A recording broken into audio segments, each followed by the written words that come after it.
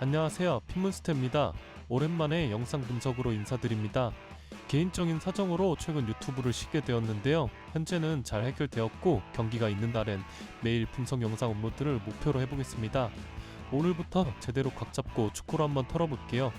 그럼 오늘 경기 분석 시작합니다. 같이 가보시죠. 첫 번째 경기는 레스터와 첼시의 경기입니다. 이번 시즌 프리미어리그로 다시 돌아온 레스터는 승격과 동시에 마레스카 감독이 첼시로 떠났고 노팅엄에서 몇 시즌 1억 유로 이상을 투자받고도 하위권을 전전하다 경진되었던 스티브 쿠퍼 감독을 선임했습니다. 레스터의 경우 강등된 지 한 시즌 만에 챔피언십 리그 1위를 기록하며 프리미어리그로 돌아온 팀이고 사실상 타의 챔피언십 리그 수준의 스쿼드 퀄리티를 보유한 팀이기 때문에 소튼이나 입스위치 같은 승격 동비들보다는 안정적인 모습으로 현재 리그 15위를 기록 중입니다. 최근 공식전 4경기에서 0승 1무 3패로 승리가 없으며 맨유와 카라바오컵과 리그 두 번의 맞대결에서 맞불을 놓았다가 8실점이라는 형편없는 수비력을 보여주었고 9라운드 노팅엄전에서도 상대의 역습에 쉽게 뚫리는 모습을 보이며 1대3 스코어로 무너졌습니다.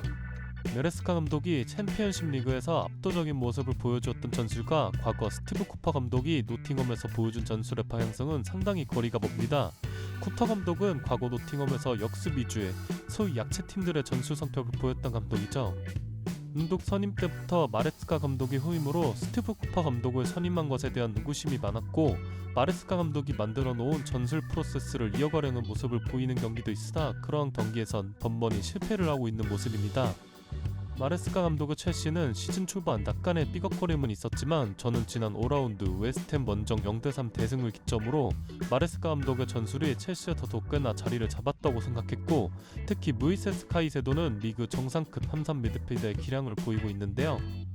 카이세도의 넓은 수비 범위와 백포 보호 능력 그리고 지난 시즌 부상으로 시즌을 통으로 날렸던 라비아가 부상에서 돌아온 이후 번뜩이는 모습으로 탈압박 및 전직 능력이 돋보이며 수비 스킬도 준수한 모습을 보이고 있습니다. 순선 미드필더들의 기량이 워낙 좋다 보니 좌우 풀백들을 보다 공격적으로 활용할 수 있게 되는데 리스 제임스나 말로기스토 그리고 쿠쿠렐라 같은 실백 자원들의 공격 능력을 최대한으로 활용할 수 있게 되죠. 첼시가 최근 리그 5경기에서 1승 3무 1패로 많은 승점 드랍을 하긴 했으나 상대가 아스날, 리버풀, 맨유 같은 까다로운 팀들이었고 꽤나 빡센 일정서도 나름 승점 방어를 잘 했기 때문에 이제는 올라갈 타이밍으로 보여져 첼시의 승리로 추천드립니다. 두 번째 경기는 아스날과 노팅엄의 경기입니다. 아스날은 마르틴 요데고르가 부상에서 복귀하여 A매치 브레이크 직전 첼시와의 경기에서 풀타임을 소화하긴 했지만 회복이 100% 된 상태에서 복귀가 아니었고 또다시 부상을 당하며 대표팀 소집에서 제외되었습니다. 노르웨이 대표팀으로서는 아쉬웠겠지만 아스날로서는 웨데고르의 회복 시간을 벌 수 있는 기간이었고 이번 경기에선 건강한 상태로 돌아올 수 있다고 하는데요. 9월과 10월 경기 일정을 웨데고르 없이 경기를 치러했던 아스날은 꽤나 많은 승점을 드랍을 기록했고 최근 리그 4경기에선 0승 2무 2패로 아쉬웠습니다. 물론 공격에서는 아쉬웠을지 몰라도 바갈량이스와 살리바가 보여주는 수비는 굉장히 안정감 있는 모습을 보여줬기 때문에 웨데고르가 복귀한다면 아스날의 경기력은 다시 정상 궤도로 올라올 수 있는 여지는 충분하다고 생각합니다. 승격 이후 매년 이적 시장마다 공격적으로 투자했던 노팅엄은 과거 스티브 쿠퍼 감독 체제에서 하위권을 전전했지만 지난 시즌 겨울에 과거 울브스 감독으로 임팩트 있는 모습을 보여줬던 누노 산투 감독을 선임했고 이번 시즌 누노 산투 감독 체제에서 시작한 첫 번째 풀시즌에서 상당히 좋은 활약으로 현재 리그 5위를 기록 중입니다. 리그 승점은 현재 19점으로 3위 첼시, 4위 아스날과 동료를 이루고 있죠. 이번 라운드 결과에 따라 노팅엄은 최대 3위까지 올라갈 수 있는 상황으로 이번 라운드는 두 팀에게 있어 굉장히 중요한 매치업입니다. 저는 누누 산투 감독의 노팅엄을 이기할 때 과거 이 감독이 빅클럽들을 정말 잘 잡아내는 감독이었고 패배하더라도 상당히 끈질긴 모습을 보여주었던 감독입니다.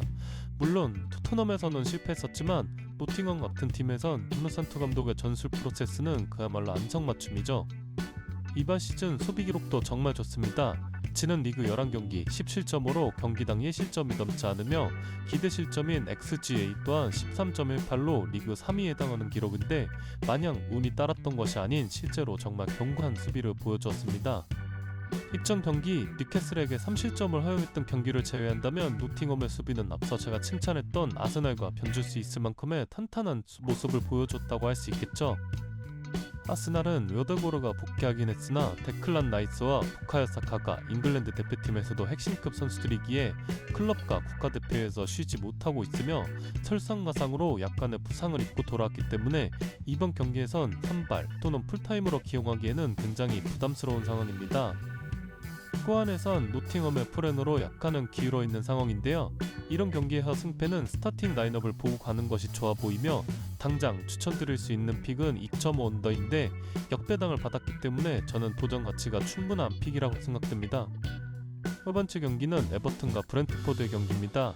이번 시즌 초반부터 상당히 고정하고 있는 션다이치 감독의 에버튼은 개막 이후 리그에서 4연패로 시작했으며 최근 리그 3경기에서 0승 2무 1패로 승리가 없는 상황입니다.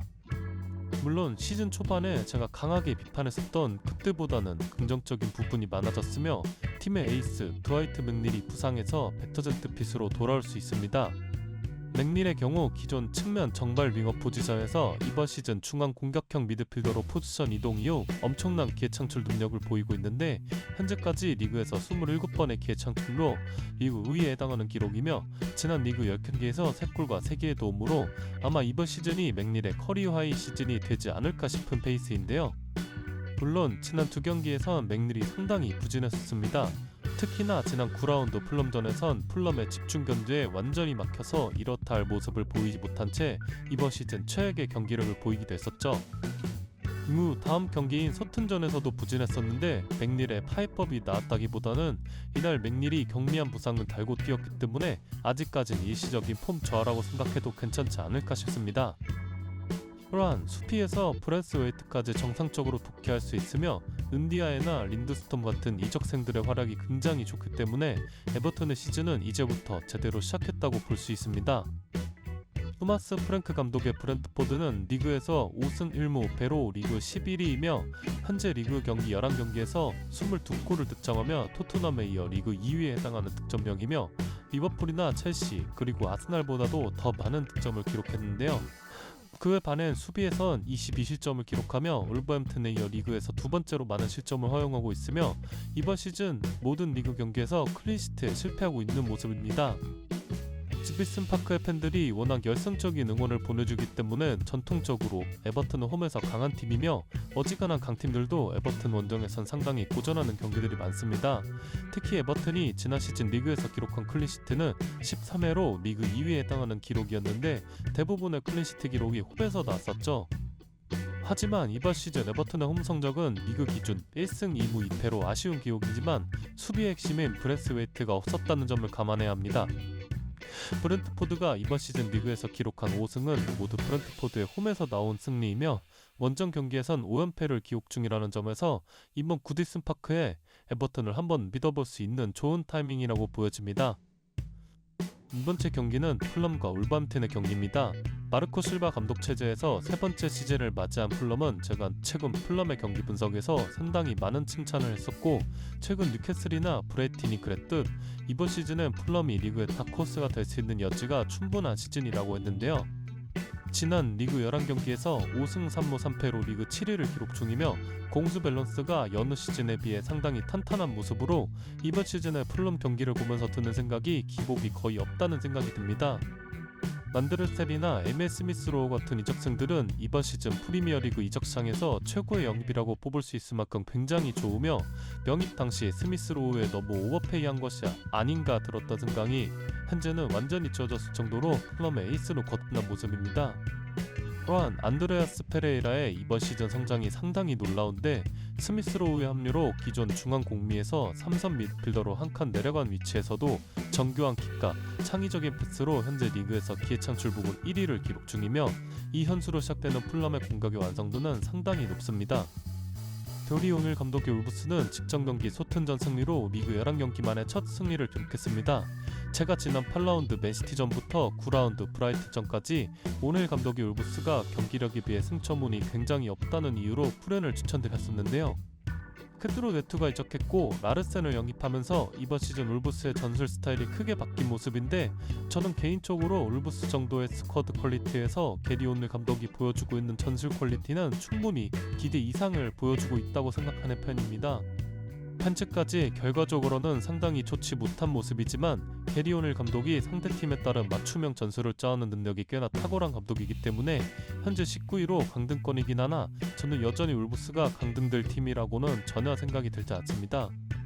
물론 울브스가 이번 시즌 굉장히 힘든 시즌이 될 것 같긴 합니다. 앞서 말했던 페드로 네토가 이적했으며 막스 킬먼까지 떠나보는 마당에 그에 반한 보강이 제대로 이루어지지 않았거든요. ful람의 배당이 초기 1.9에서 1.7까지 하락했는데 아마 더 떨어질 가능성이 큽니다. 개인적으로 굉장히 불만족스러운 배당이긴 하나 ful람이 이번 시즌 분위기도 좋고 경기력 역시 굉장히 안정적인 모습을 보여주고 있다는 점에서 울며 겨자 먹기로 ful람승 데리고 가보겠습니다.